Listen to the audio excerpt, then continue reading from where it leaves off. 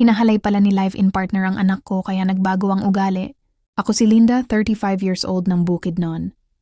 May anak ako sa una kong asawa si Mariz, 16 years old na, at lumaking kulang sa pansin. Madalas akong maipatawag ng school guidance dahil sa pambubuli ni Mariz sa eskwelahan.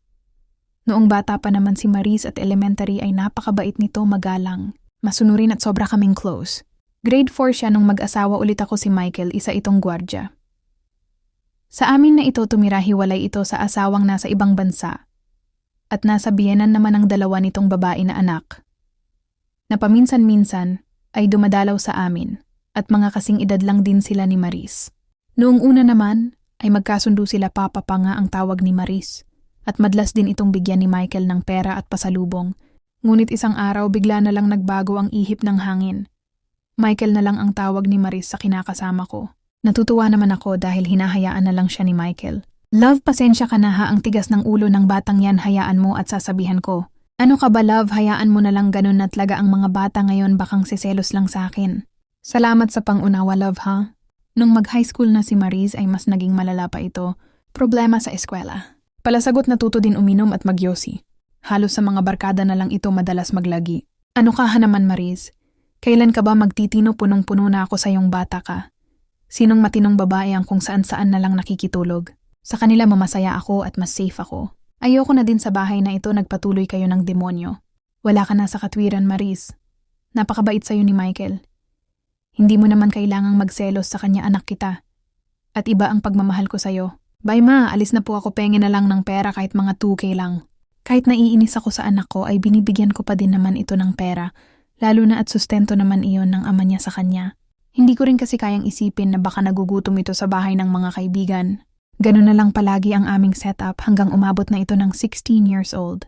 Hindi mo na halos makilala tadtad ng hikaw sa tainga, pati ilong may hikaw at ang pananamit. Sobrang iksi at halos kita na ang tinatago. Sobrang stress na inaabot ko kay Mariz. Hanggang nagkasakit ito. Halos 1 week kaya natigil ng bahay. Pero isang araw dinatnan ko ito, palayas na naman kahit hirap pang kumilis. Dahil sa UTI at napakababang potassium ay hirap pa din siya pero aalis pa din ng bahay. San ka na naman pupunta Mariz? Hindi ka pa magaling ah.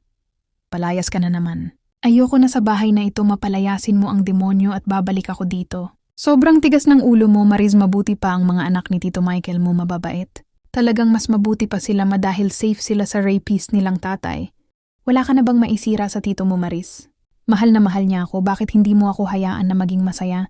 Sige na, kung hindi ka na mapipigilan, mag-chat ka naman sana para hindi ako nag-aalala, mag-send na lang ako ng pera sa GCash mo. Nang araw na yon umalis si Mariz, tumutulo ang luha, unang pagkakataon na muli ko itong nakitang mahina at umiyak. Sinundo siya ng isang lalaki, sabi niya, nobyo daw niya iyon. Naiyak din ako, naisip ko na baka dahil sa lalaki kaya lalong tumigas ang kanyang ulo. 3 araw mula nang umalis sa amin si Mariz ay biglang dumating ang ex ko, ang tatay ni Mariz, at may kasama pang mga pulis. Anong ibig sabihin nito, Dado?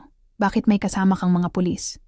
Anong nangyari sa anak natin, ang kinakabahang tanong ko, sa pag-aakalang may nangyari sa anak ko. Asan ang demonyo mong kinakakasama, Linda? Bakit anong kasalanan niya, baka nagkakamali lang kayo? Pinagsasamantalahan niya ang anak natin. Hindi mo ba yun alam, Linda, ikaw ang lagi niyang kasama? Huwag kang maniwala sa anak mo, Dado, masyadong rebelde si Mariz. At ayaw niya kay Michael, kaya niya sinisiraan. Ito Linda, panoorin mo, kuha lang yan nung may sakit ang anak mo at hindi halos makalakad. Panoorin mo kung paanong magdusa ang anak mo sa kamay ng kinakasama mo. Hindi ka pa din ba maniniwala? Ayan pa ang ilang video na nasend ng anak, matagal na pala Linda, bakit pinabayaan mo ang anak natin? Agad akong umuwi ng Pinas nang isend niya yan sa akin para masiguro na magbabayad. Ang lalaki mo Linda. Noon lang ako tuluyang natauhan, totoo pala ang lahat ng sumbong ng anak ko. Balat kayo lang pala ang kabutihan ni Michael. Nang araw na iyong nahuli din ng pulis si Michael na nabalian pa ng paa dahil sa pagtalon nito sa bintana mula sa 2nd floor ng bahay sa pagnanais na makatakas. Sinaktan ni Dado si Michael at ganun din ginawa ko. Inawat din naman agad kami ng mga pulis. Nang araw ding iyon ay nakulong si Michael. Kami naman ni Dado ay magkasama na pinuntahan ang mga kaibigan ng anak namin upang sunduin ito. Pero bakit ganun kung kailan huli? Na ang lahat saka pa ako nagising. Umuwi muna kami ni Dado sa bahay, nag-usap sa maraming bagay na dapat naming gawin para matiyak na safe ang anak namin. Nagkasundo kami na muling magsama. Hindi na daw siya babalik ng Taiwan at hiwalay na din siya sa dati niyang kinakasama. Hindi kami ganun katiyak sa damdamin sa isa't isa. Pero ang mahalaga na lang muna ay kung paano kaming babawi pareho sa anak namin.